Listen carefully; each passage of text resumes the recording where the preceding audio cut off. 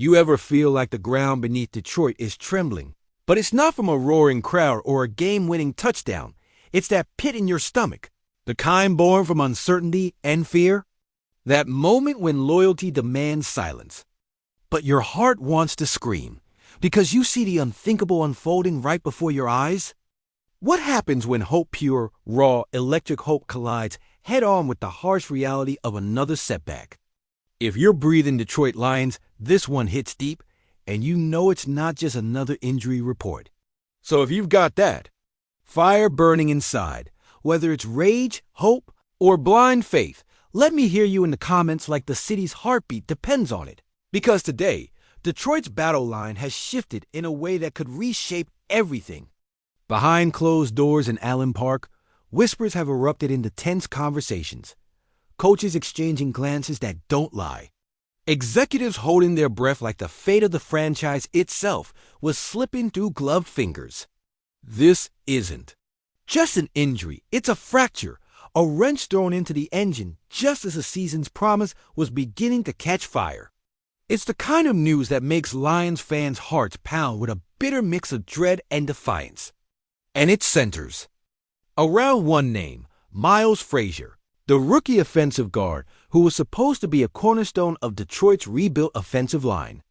The same guy we pinned our hopes on, who walked onto that field with dreams bigger than the Motor City skyline, now sidelined and wearing the physically unable to perform tag not for a week, not days, but until September or even October. A knee injury, a cruel blow that feels like deja vu in a city that has always had to scrape and claw its way back from nothing. This isn't just a player losing time. It's a strategic shockwave, a domino that threatens to pull down the carefully laid plans of this gritty Lions squad, hell-bent on changing the narrative. We've stared down heartbreak since '91. We've endured the sting of missed opportunities, the quiet despair of seasons slipping through our fingers. From the ashes of the Caldwell years to the fiery dawn of Dan Campbell's gritty, raw approach. This team is more than just 11 players on a field. It's a mirror of this city's unbreakable spirit. But what if this injury derails the offensive line's chemistry? What if it saps the youthful energy critical for protecting our quarterback, giving us the power to drive downfield, to break through defenses that have mocked us for decades? What if this is the hidden crack in what we hoped would be a renaissance, a season where the Lions finally roar as loud as the city's heart?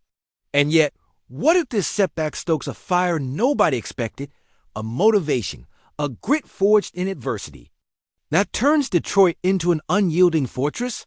What if the front office, knowing this blow, doubled down on the grit and determination that's defined us?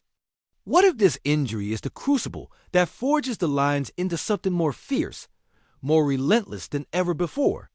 And if this domino falls, the question burns hotter. Who's next? Because injuries are part of the story told every fall. On fields all across the league, but for us, every name lost, every hope deferred, is a gut-wrenching trial in a saga of resilience and heartache. And now the fuse is lit, fans. All that's left is to watch, to wait, and to hope that this pain, this loss, becomes the ember that lights our comeback. Detroit's not just coming back. We're coming for blood. Enough silence. Roar now, or forever be forgotten. The ground beneath Detroit is trembling, not from the screams of a stadium hungry for victory, but from the relentless pounding of our own beating hearts, scarred by decades of heartbreak and resilient enough to bleed. Fire. As I stare at the glowing screen, my mind races back to countless nights, the 0 to 16 nightmare that haunted us, a shattering ghost we still carry in our bones, and I think about all the times we've risen from ashes just to be knocked back. Down like Barry Sanders walking away in frustration, Calvin Johnson retiring early, crushing dreams before they could even take flight. We've been battered, bruised, and pushed to the brink, yet we're still standing, waiting for that moment when the city's roar will drown out everything whispering failure. Behind the glitz of recent seasons, when Dan Campbell took this team by the collar, hell-bent on rewriting history, we believed in a new dawn and uprising where grit and intention would drown out doubt. where Jared Goff's arm would be the hammer to shatter the old Lions' chains. But now that hope feels like a distant memory, because Miles Frasier, the kid strapped with so much promise, the future of this revamped Lions season out in an instant, bent and broken in a cruel twist that leaves the locker room echoing with silence, a void where resilience should be. In the press rooms and front offices, you can see it, doubt creeping in, questions swirling like vultures over a carcass, the kind of uncertainty that turns men from believers to skeptics in a heartbeat. And all the while, NFC North rivals are mocking, chattering, gunning for our weaknesses, sizing up our vulnerabilities because they smell blood in the water. And you know Buffalo, Green Bay, Chicago, hell, even Minnesota are licking their chops, believing Detroit's fragile, that our season is teetering on the edge of collapse, all because of one knee. One lost rookie anchor who was supposed to be the pillar. Think about that, just a knee. And suddenly the entire offensive line's future is hanging by a thread. The blueprint that Campbell and Holmes built starting to crack under the weight of expectations and injury. It's not just a setback. It's a warning sign. Yet, let me tell you something about Detroit. We are built on echoes of past resilience, on stories of impossible victories born out of pure grit. Remember the gut-wrenching playoff collapses that screamed us into silence.